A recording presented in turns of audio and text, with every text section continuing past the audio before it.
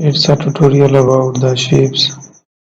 I will take a shape in the center, then find an elliptical shape in the center of it. Change the pattern to get a best visibility there. Here is the option. We will have a design.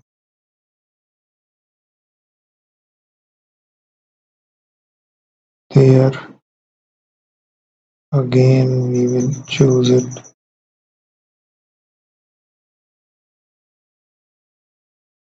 So furthermore we will use the designs to have that shape here.